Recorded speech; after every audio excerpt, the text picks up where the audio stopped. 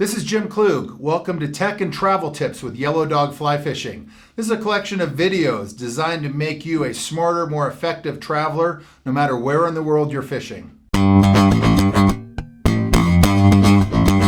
want to talk to you today about cleaning gear post-trip, and this is especially applicable when you've come back from a saltwater destination. We all know that saltwater can be so tough on gear and equipment.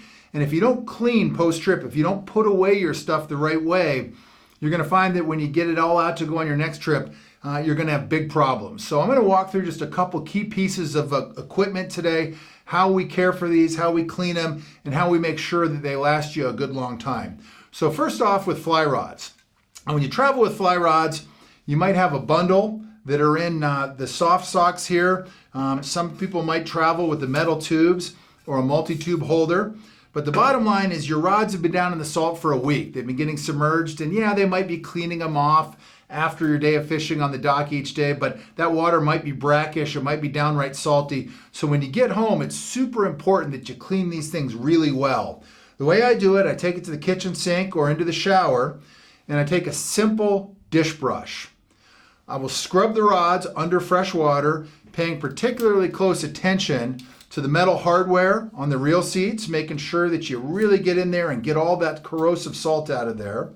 And then I also do it on each eyelet with the rod. Very important. Salt can get under those thread wraps. Over time, it can corrode it. And when you go to pull your rods out the next time, they're going to look completely bleached out and eaten away. So make sure you take that dish brush, you clean every eyelet, every part of that rod, dry them thoroughly, make sure they're not wet before you put them back in the rod sock or store them in the case for the next trip.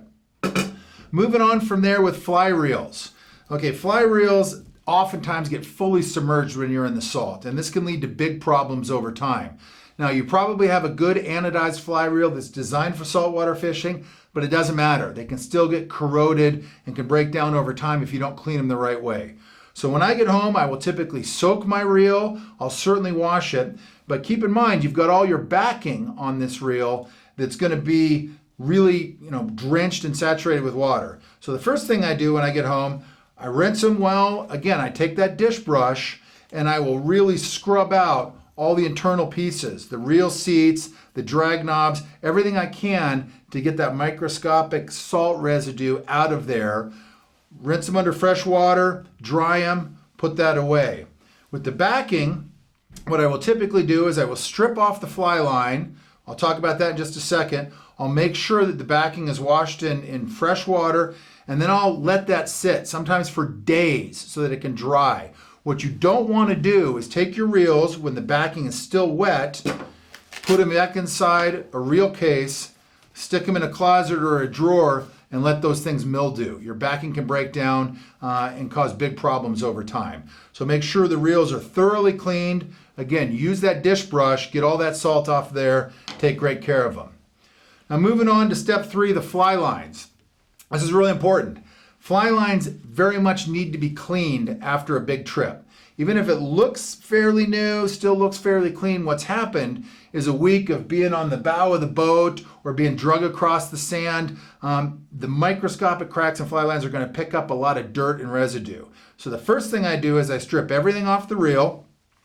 I will take a wet washcloth, just with warm water on it, and I will run it back and forth over the line from the very tip of the line all the way to where it joins with the backing. I will do that several times. And you'll be amazed, if you do this with a white cloth, you will see a ton of residue that builds up just from passing it back and forth over that fly line. After I've done that and let it dry for a few minutes, I will then take a line cleaning pad. All right, it's like a microscopic sandpaper, and I will run it back and forth the length of the fly line to, again, really clean the dirt matter and all the gunk that's built up in that fly line. And then the final step is I'll take some line cleaner, whether it's something like from Scientific Anglers that you can put on the little sponge. Rio makes some little one-use disposable pads. But the last thing I'll do is I'll run that on the fly line, I'll let that dry, and then I'll reel it back up, and you'll be good to go for the next time. If you take care of your fly lines and do it the right way, you'll find that a fly line, even in saltwater, should last you for at least 3, 4, 5 years before you need to replace it. Last thing I want to talk about is flies. Now, this is a mistake we see people make all the time.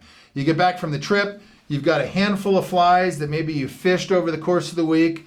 You know, you've paid $5, $6, $7 each for these flies, so you want to use them again. They're still in pretty good shape.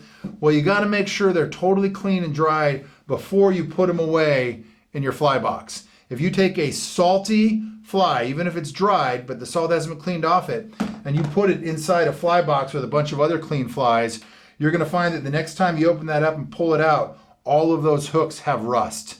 So super important that you wash your flies. I'll oftentimes take like a big bowl. I'll dump all my flies in there and let them soak for a couple hours in fresh water, changing the water out, take them out, let them dry, sometimes for days. Then finally I put them back in my fly box. Everything's good to go for the next trip. So those are 4 key pieces of equipment to focus on for your next trip. Make sure when you get back, you clean it thoroughly. You do that, it's going to last you a good long time, and you're going to be set up and in the game for the next great adventure. Thanks for tuning in. Visit us at yellowdogflyfishing.com for more great information. Give us a call with any questions.